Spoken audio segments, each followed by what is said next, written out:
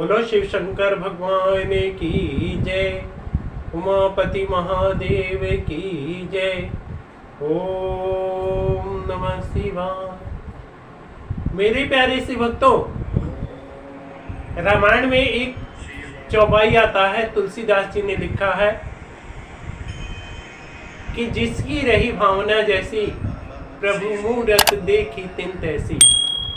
भगवान का कहने का ये अभिप्राय है कि जो भगवान को यानी सदाशिव को जिस स्वरूप में उन्हें देखता है, भगवान उसको उसी स्वरूप में दिखाई देते हैं।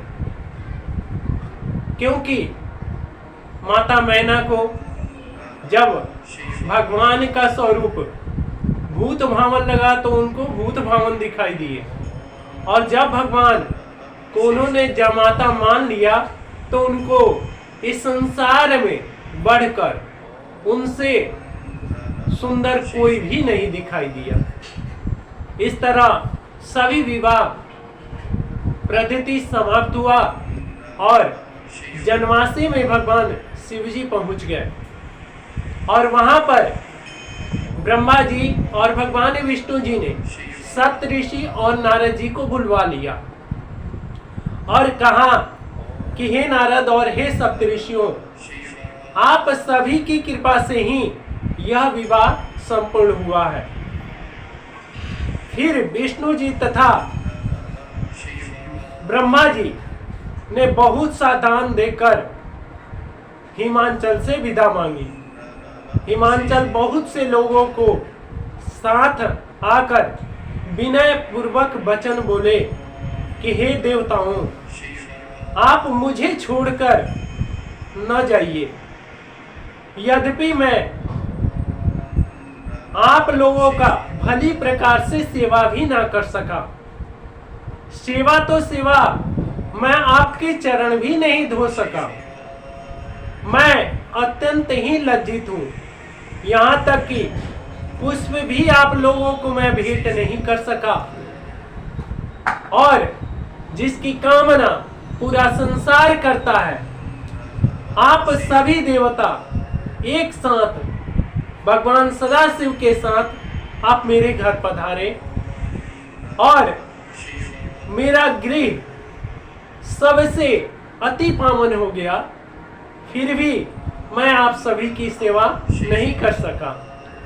यह सुनकर भगवान ब्रह्मा जी और विष्णु जी ने, समस्त देवताओं ने हिमांचल से कहा कि हे पर्वतराज, तुम तो धन्य हो, हमने ऐसा आनंद कहीं प्राप्त किया ही नहीं। इस प्रकार का मनोहारी स्थान तथा भोजन हमने कहीं नहीं किया।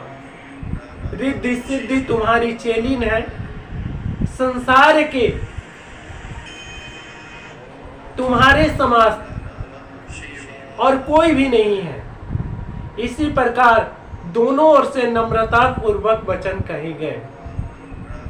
इसके उपरांत हिमांचल जी बारात को फिर अपने घर ले गए और सबको भोजन कराया गया, और भगवान शिव जी को सुना सुना कर स्त्रियां गालियां दे रही हैं। उनका आशय यह है कि विवाह रीति में जो संसारिक स्त्रियां हैं वह बाराती को किसी और ढंग से गाली देती हैं, पर यहाँ पर भगवान शिव जी का आशय है, इसलिए स्त्रियां भी भगवान शिव जी को उसी तरह गाली दे रही हैं कि हे प्रभु, आप अशुभ वेशधारी, अशुभ वस्तुओं को रखने वाले हैं, और फिर भी अपने भक्तों को मनोवांछित फल देते हैं। सभी शुभ ही शुभ करते हैं और सब कुछ उन्हें शुभ ही प्रदान भी करते हैं। यह सुनकर भगवान शिव जी ने उन सभी को यह वरदान दिया कि जो कोई भी इस कथा को सुनेगा वह मुक्ति के धाम को पहुंच जाएगा और मेरा सदैव अपना बना रहेगा। हे नारद, इस प्रकार हिमांचल ने 3 दिन तक बारात को आग्रह करके अपने घर में ठहराए रखा। चौथे दिन भगवान ब्रह्मा जी ने अपने पश्चिम मुख से शिव और गिरजा जी को बैठाकर होम कराया तथा जो रीतियां शेष रह गई थी वह सभी रीतियों को संपूर्ण किया। तत्पश्चात अभिषेक किया गया और सबने शुभ आशीर्वाद भी दिया। फिर सब बारात को फिर से भोजन कराया गया। प्रातः काल जब हिमांचल से विदा मांगा गया तो हिमांचल जी ने विनम्र भरे वचन हाथ जोड़कर कहा कि मैं भला बारात को कैसे आज्ञा दे दूं। हिमांचल के प्रेम और शील के कारण किसी को भी ऐसी संगति छोड़ने को दिल नहीं कर रहा था। जिस प्रकार रामायण में कथा आती है कि भगवान श्री राम के पिता सहित बारात महाराज जनक जी के द्वार पर पहुंचा था और जनक जी ने बारात को 61 दिन अपने घर पे ठहराए रखा। उसी प्रकार हिमांचल ने भी बड़े आग्रह के साथ बारात को अपने घर पे ठहराए रखा और बारात को जाने की आज्ञा नहीं दे रहे हैं। और शिव जी पर ब्रह्म है जिनके हम सभी सेवक हैं।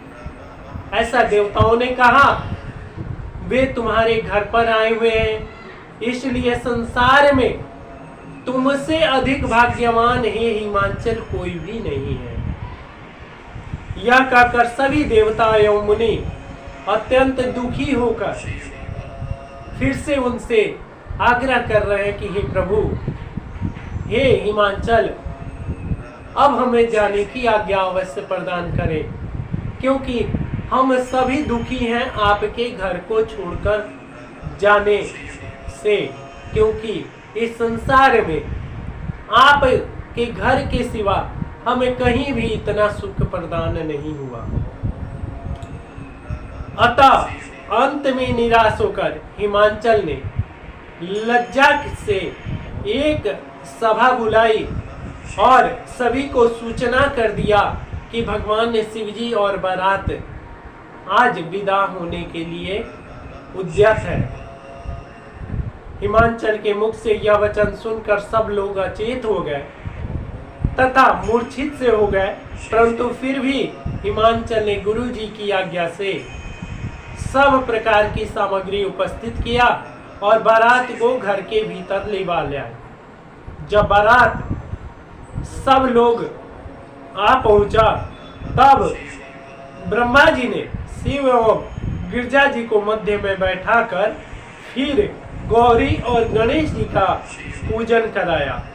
सब करने योग्य काम पूरे करा लिया गया और हिमांचल ने दहेज में पकवान, फल, हाथी, घोड़ा, रथ, दास, दासी, गौ आदि इतने दिए कि जिसकी गिनती भी नहीं हो सकता। इसके उपरांत हिमांचल जी ने कहा कि मुझे पूर्ण आशा है कि आप सभी देवता और भगवान पर ब्रह्म भगवान सदाशिव मेरे सभी अपराधों को क्षमा करेंगे और गिरजा जी को अपने घर की टहलनियां समझाकर उनको किसी भी बात को बुरा नहीं मानेंगे, क्योंकि गिरजा मेरी पुत्री ही नहीं मेरा प्राण भी है। अतः मैं भगवान से यह आग्रह कर रहा हूँ कि हे प्रभु, आप इस प्राण को अपना समझकर और मेरा धरोहर समझकर आप इसकी रक्षा कीजिएगा। बोलो शिव शंकर भगवान की जय।